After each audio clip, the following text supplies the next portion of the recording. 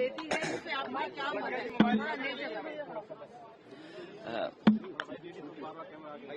Bharatiya Janata party को बातों में कोई नहीं हरा सकता। भारतीय जनता पार्टी को बातों में कोई नहीं हरा सकता है। और अगर भारतीय जनता पार्टी को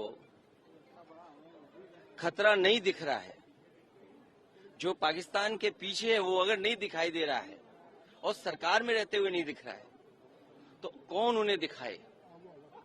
जो देश हमारा बाजार छीन रहा है, जो देश हमारी सीमाओं का एनक्रोचमेंट कर रहा है।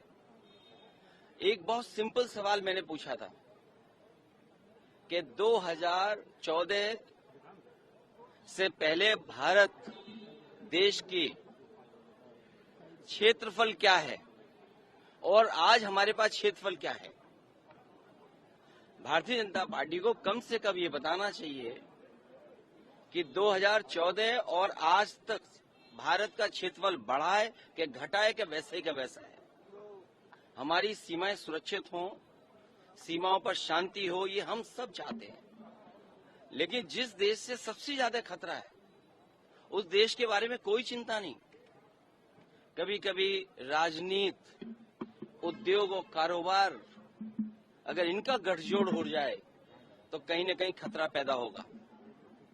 और जहां आत्मनिर्भर की बात थी कि हमारा देश आत्मनिर्भर हो, मैन्युफैक्चरिंग सेक्टर बढ़े, वहीं हम ट्रेडर कंट्री बन गए हों।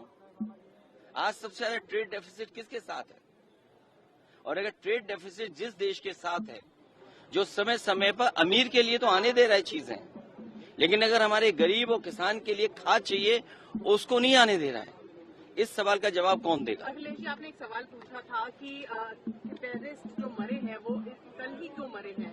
इस पर प्रधानमंत्री जी ने भी जवाब दिया। उन्होंने कहा 16 कोई सोमवार, सावन की सोमवार देखकर थोड़ी कोई टेररिस्ट को एनकाउंटर करता है। तो क्या आपको लगता है, आप you are satisfied with this answer? जो लोग इंजन जब टकराते हैं, डबल इंजन टकराए, ये तो उत्तर प्रदेश में चलती थी नीति ठोक दो।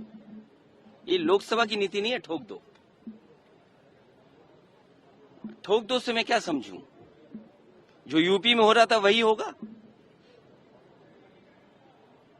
क्रिमिनल्स और टेररिस्ट में कुछ डिफरेंस होता है अखिलेश जी, मतलब आपने इक्वेट जो यूपी से किया है। नहीं, ठोक दो किससे ये रिलेट हुआ है?